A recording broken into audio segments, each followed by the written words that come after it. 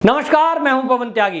ED ने महाराष्ट्र में सख्त कार्रवाई की है और अनिल देशमुख की लगभग 4.5 करोड़ रुपए की संपत्ति जब्त की है और कुछ दिन पहले ही 4.2 करोड़ की संपत्ति भी जब्त की थी। लगातार ईडी की छापेमारी चल रही है और अनिल देशमुख, आपको ध्यान होगा, ये एनसीपी के वो नेता हैं जो महाराष्ट्र में गृह मंत्री थे उद्धव ठाकरे सरकार में, और इनके ऊपर बाकायदा परमवीर सिंह जो कि मुंबई के पुलिस कमिश्नर थे, उन्होंने एक आरोप लगाया था कि 100 करोड़ रुपए की उगाही ये पुलिस के जरिए कराते थे, जिसमें सचिन वजे का नाम आया था जो कि एपीआई थे महाराष्ट्र पुलिस में।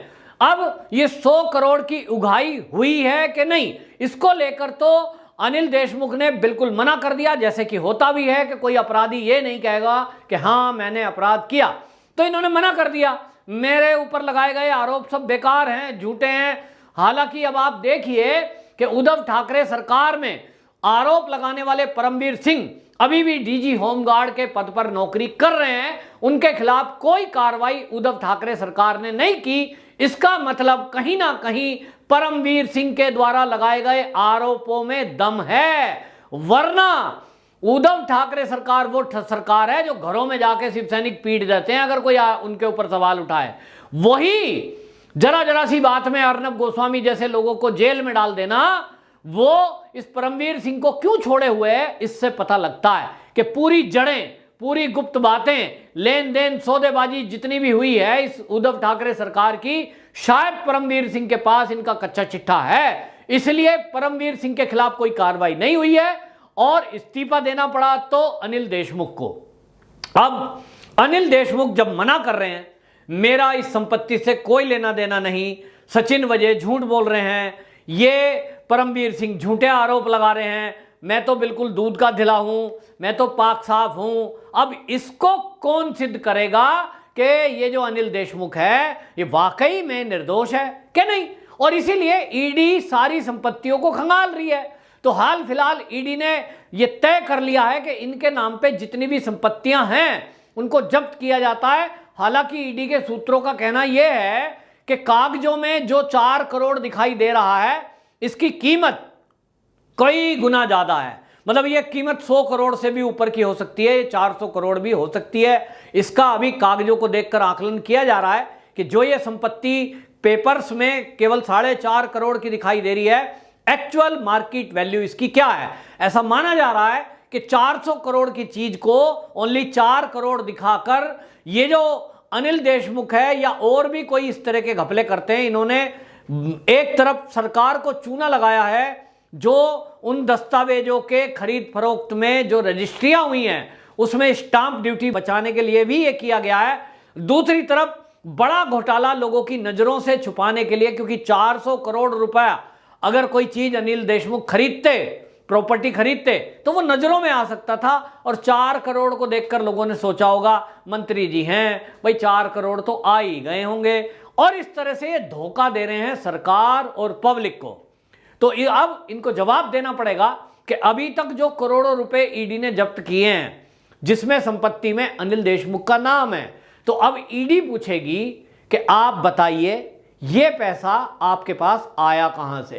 क्योंकि चुनाव के टिकट में जब आप भरते हैं, हलफनामा देते हैं, एफिडेविट देना पड़ता है कि आपकी संपत्ति कितनी, तो वो संपत्ति में जो इजाफा हुआ है आपके मंत्री बनने के बाद, 1 साल के अंदर आपने 500 करोड़ रुपए की संपत्ति अर्जित कर ली, तो आखिरकार ये आई कहां से। इसका मतलब जब ये जवाब नहीं दे पाएंगे तो सिद्ध हो जाएगा कि भाई वो जो 100 करोड़ प्रति महीने की बात है, तो भैया करोड़ों रुपए इकट्ठे हुए, उसमें से बटे, कुछ हिस्सा इन पे आया, कुछ कहां गया। अब अनिल देशमुख को ये चाहिए कि बेटा आप जो सोच रहे थे ना अनिल देशमुख जी के, आप तो कहेंगे बड़े मासूम होकर कि साहब मेरा तो कोई लेना देना नहीं है, ना मेरे पास कोई संपत्ति है, आरोप लगाने वाले झूठे हैं। तो पहले की सरकार नहीं है कि जो सेट हो जाएंगी और सेटिंग हो जाया करती थी। आज मोदी सरकार है, वहां चाहे खुद उद्धव ठाकरे मोदी जी से मिले आए या शरद पवार मोदी जी से मिले आए, वहां सेटिंग होने का कोई मतलब नहीं है। पहली सरकार थोड़ा ही है कि जाओ राहुल गांधी से मिल लो, मैडम सोनिया से मिल लो, प्रियंका से मिल लो और आपके सारे पाप दब गए, सब सेटिंग हो गई, कोई खुलासा नहीं होगा ना। अब नहीं होगा। अब तो ईडी को अगर आदेश है छापा लगे तो लगेगा। अब अनिल देशमुख तो जेल जाना तय है, क्योंकि इतनी करोड़ों की संपत्ति उनके पास कहां से आई, इसका जवाब वो दे नहीं पाएंगे। और इसी के आप बताइए उल्लंघन में आय से अधिक संपत्ति के मामले में जेल पक्का होना है। अब अनिल देशमुख सोच रहे थे कि मेरे खिलाफ ये जो जांच चल रही है, मुझे ये शरद पवार जी बचा लेंगे। अब शरद पवार अपने चक्कर में लगे हैं। वो मोदी जी से मिलते हैं तो सुप्रिया सूले की बात करते हैं, चाहे वो बात करते हैं अपनी कोऑपरेटिव बैंकों की बात करते हैं, वो अपनी चीनी मिलों को बचाने की बात करते हैं, वो अपने भतीजे को बचाने की बात करते हैं। वो काहे को अनिल देशमुख को बचाएंगे भाई? और इसलिए अनिल देशमुख जी, आप ये मुगालता मत पालिए, आपको कोई बचाने वाला नहीं है, जेल जाना तय है। अच्छा है कि जिन जिन को हिस्सा दिया है उनकी भी पोल खोल दो, तो शायद आपका अपराध कुछ कम हो जाएगा। आपको सरकारी गवाह बन जाओ, आप तो बता रहा हूं, तो बच जाओगे। आप कहो भाई मैं सारी संपत्ति जितनी 2 नंबर की आई है, किन किन को पैसा गया, मैं बताने को तैयार हूं। और आप जो कहोगे बताओगे, उसके बाद लोगों की सहानुभूति रहेगी। भाई अकेले ने नहीं कमाए, तो घपले घोटाले करने वाले जितने लोग हैं भाई सबका नाम खोल दो। आप क्यों अकेले जेल में जाते हो? मेरी एक सलाह है। लेकिन अनिल देशमुख को शायद लगता है कि अगर उन्होंने उन बड़े लोगों के नाम खोले तो पहली बात तो कोई यकीन नहीं करेगा, दूसरी बात इनके पास कोई सबूत नहीं होंगे, तीसरी बात ये फिर क्या हासिल हो सकता है इनका, इनको कह दिया होगा कि बेटा अभी तो जेल है, फिर कहीं और भी जा सकता है।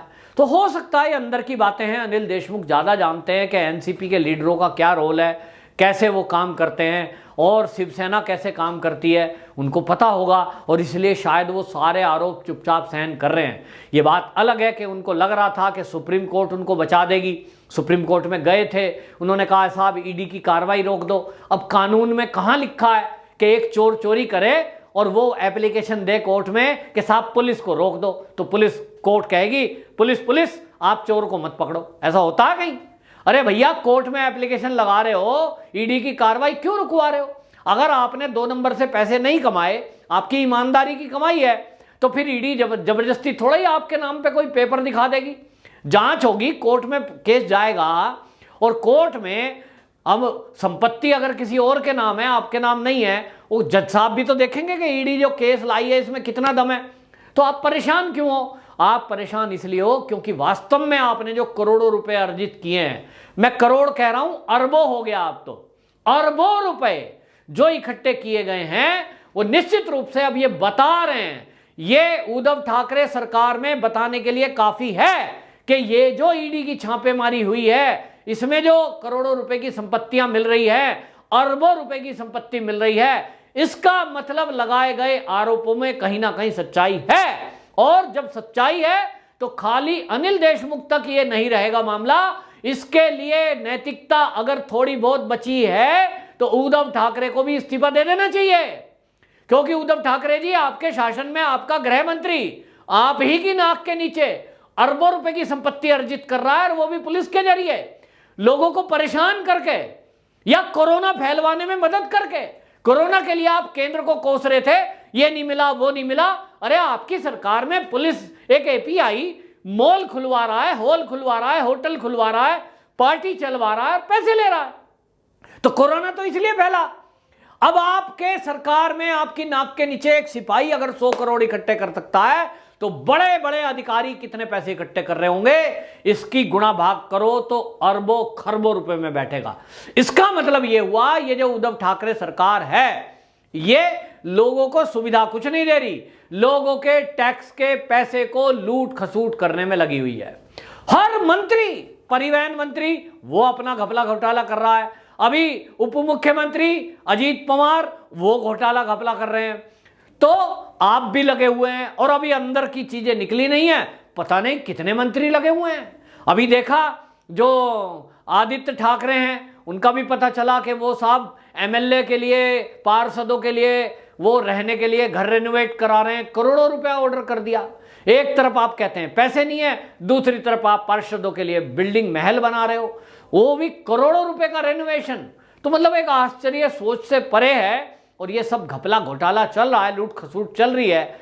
और इसलिए महाराष्ट्र की जनता अब ये कहती है कि अगर इस समय चाहे वो उद्धव ठाकरे हो, चाहे वो शरद पवार हो, अगर वो प्रधानमंत्री जी से मिलकर ये कोई पेशकश कर रहे हैं कि हम बीजेपी की सरकार को सपोर्ट कर देंगे, बीजेपी सरकार बनाए, तो इनके झांसे में नहीं आना चाहिए, क्योंकि इस समय एनसीपी शिवसेना दोनों की छवि बहुत खराब है महाराष्ट्र के अंदर।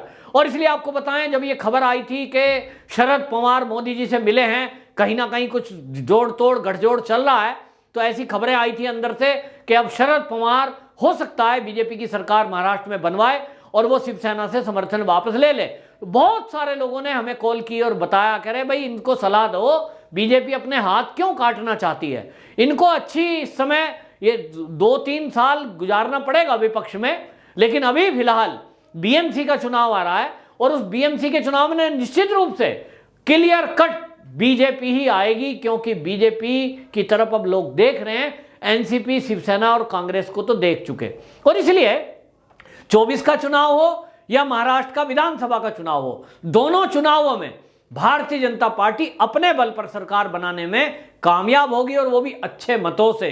तो इनकी छवि खराब हो रही है और छवि खराब वालों के साथ मिलना बेवकूफ़ी होगी, और इसलिए तसल्ली रखें, किसी से समझौता ना करें, ऐसी जनता की राय है। अब देखना होगा क्या होता है राजनीति में। बहरहाल इतना तय है, ईडी की कार्रवाई से अनिल देशमुख जेल जाने निश्चित रूप से तय हैं। वंदे मातरम।